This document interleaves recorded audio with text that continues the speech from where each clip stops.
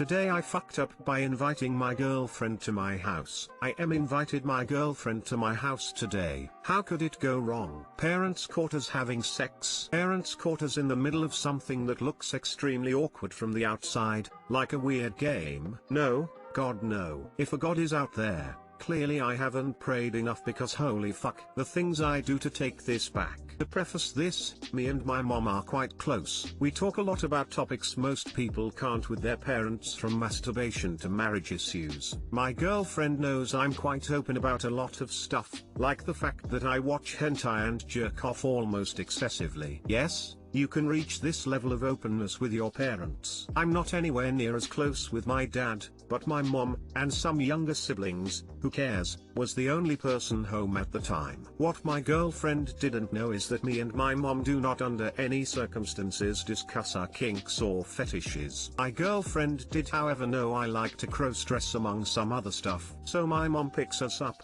GF and mom meet each other and talk about some stuff. They're just casually chatting and then my mom makes a joke about me having panties in my drawer. I shrug it off with some comments about how I do you know, adding to the joke. We are laughing, then my girlfriend starts saying, well yeah, you know how he yeah does that and stuff, and variations of it for what felt like the longest 5 or so seconds of my life. I would love to see the look on my face as she basically told my own mother that I cross-dress for sexual pleasure. She didn't explicitly say, but it was heavily implied by context, and the fact that I instantly started panicking. The look on my face and body language would have given it away. My mom is a smart person, and she definitely would have known. Too long didn't read, invited GF to house. She told my mom I wear panties sometimes.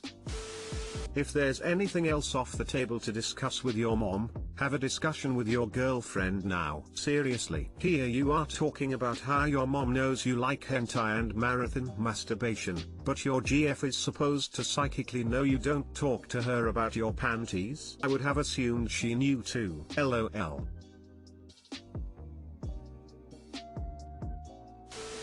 Me and my mom do not under any circumstances discuss our kinks or fetishes. Does hentai not count as a fetish? I don't discuss my fetishes with my mom, but she sure knows my favorite jerk material, and that I masturbate excessively. Person shrugging.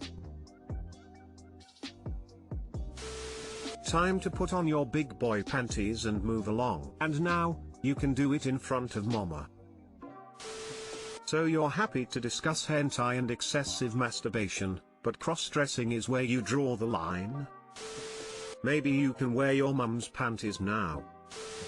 Today I fucked up applying for my US citizenship. Too long didn't read, at bottom. Confusing title, but it'll make sense later on. Me and my mom were planning to travel back to Asia to attend my sister's wedding pre-COVID and noticed that my green card was gonna expire soon. Since it's already long overdue, why don't we just go ahead and file for my US citizenship? That was exactly 1 year ago. Well, finally after 1 year, I finally got my letter for the interview on November 3rd. My interview was at 10:15 AM, so I made sure to get up early and arrive by 9:30 AM. By the time I get past the security and get my information sorted, I'm finally waiting for the interviewer to call my name. It's about 10:30 AM at this point and I'm way past nervous. I finally get called and we head over to his office. Get all my documents out for him and we begin with the civics test. Basically out of 100 questions, they ask 10 and you have to get 6 correct to pass. Easy enough. Next he asks about my current address, phone number, and finally if any of my parents were citizens. This is where the major fuck up begins. I had told him my mom was a US citizen through naturalization and my dad was not. He asked how old I was and told him around 13 to 14. Well, he told me that under INA 320 if one parent is already a citizen, and the child is under 18 during that time, the child is automatically a US citizen. So with that all the time and effort I took, I was already a US citizen. I was speechless, embarrassed, and felt I had wasted everyone's time. The guy who was interviewing me was nice enough to go ahead and continue with the interview and later told me what I could do next to get my US passport. Too long didn't read, applied to be a US citizen, already a citizen. Task failed successfully. Citizen 2, now pay double taxes. Smile. Congrats. I thought this was going to be about the election. Think the outcome was better than getting rejected for citizenship. Same thing happened to me but for Germany. Called the consulate and they confirmed that because my mom is German I am too. The laws change by year, which year you were born, so it's a bit confusing. But none of the paperwork for citizenship explain this. Just had to file for a passport. Hey, congrats, you just saved yourself a bunch of money and energy. This is a positive thing. Nope. Paid about $700 in fees to be told it was completely unnecessary. Till that you're a US citizen if a parent became a citizen before you turn 18, not just before you're born. I fell into a loophole because of this. Parents got green card, waited the 5 years or whatever, then applied for citizenship. I was 17 years old when they sent in the application, so no need for me to apply. It took 7 months for the whole application process to go through. I was 18 by the time my parents had their swearing in ceremony. If you're 18, too bad. You got to apply on your own. Had to reapply. So I was the last person in my family to become a citizen. Younger siblings automatically became citizens with my parents. Older sibling applied with my parents to become a citizen. Middle children, am I right? Today I fucked up by screenshotting a meme at work. So I'd been at work a couple hours and every office employee knows when you need a bit of a break you either go for a smoke or go to the bathroom. So, there I was, sitting in my stall scrolling through memes when I found a particularly funny one. There were a couple other women in the bathroom chatting it up, complaining about their masks, as they freshened their makeup. And I decided I wanted to snapshot that one meme to send to my brother. Little did I know, I didn't turn the sound off on my phone. Click chatter stops. Little gasper whispered oh my god and they all ran out of the bathroom. I was a little confused like why did that camera shutter sound scared them. They weren't the ones with their pants at their ankles. Next thing I know, I'm being called into my supervisor's office having to explain that no, I wasn't taking coochie pictures in the bathroom, but rather screenshotting a meme. And yes, I did have to show her the timestamp of me texting it to my brother to prove it. Too long didn't read, screenshotted a meme in the bathroom with the sound on. Co-workers thought I was taking pics of my pussy. Edit, I find it funny that my first post to blow up is one about possibly being fired for a coochie pic. Lamau. Thanks everyone for the likes, awards, and venting with me. Here's the meme that was worth so much pain I posted it a few times and decided to just put it here too lol.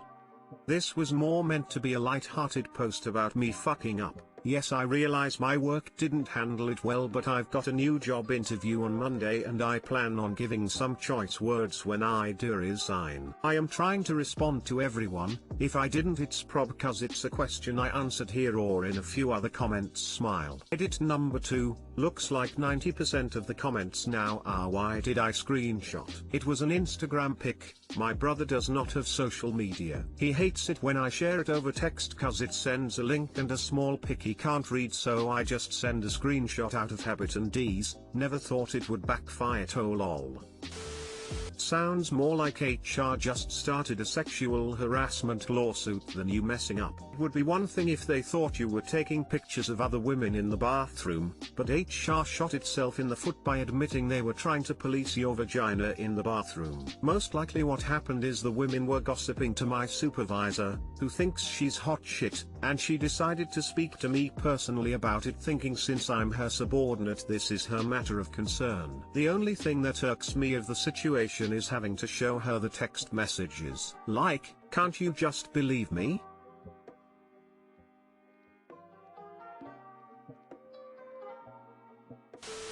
Reason 28,372 why my phone is permanently on silent.